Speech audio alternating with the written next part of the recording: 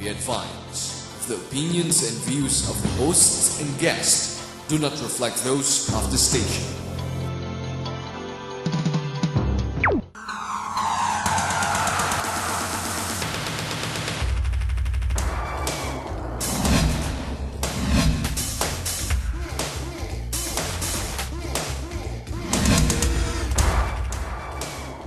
Good morning. You're watching the Business Portal, your gateway to business trends and opportunities. And I'm your host, Howell Mabalot.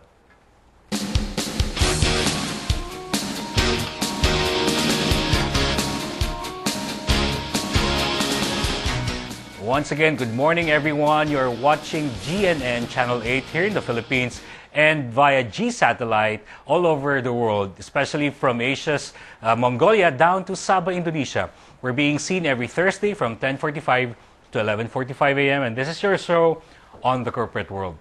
Our topic for today, Tungtong River Conservation Project. And to let you know more about it, here's an AVP. At first, this river was considered a creek.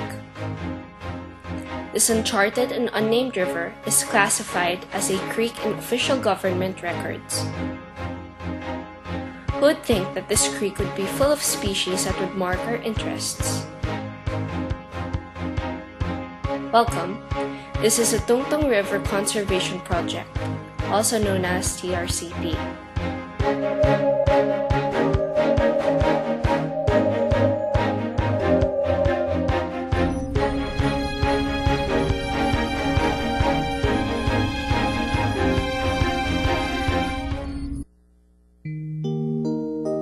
The Tungtong River is perennial. Its spring-fed headwaters are located in and around the Beverly Hills subdivision and the boundary of Antipolo and Taytay, Rizal.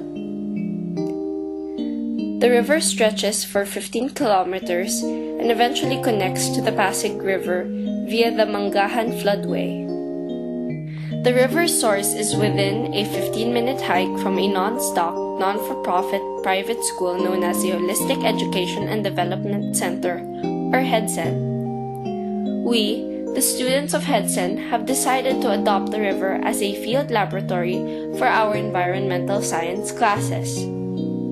And so, the Tungtong River Conservation Project, or TRCP, was born last 2007. We seek to study the river from its basic hydrology to its flora and fauna. We are compiling a biodiversity database consisting of bird species and butterflies and moths.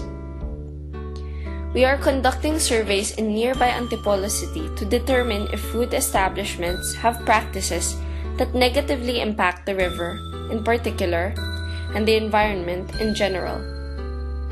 We put up a website to serve as a platform from which the Tungtong River Conservation Project may be better known, better appreciated, and ultimately, for the Tungtong River to be better protected.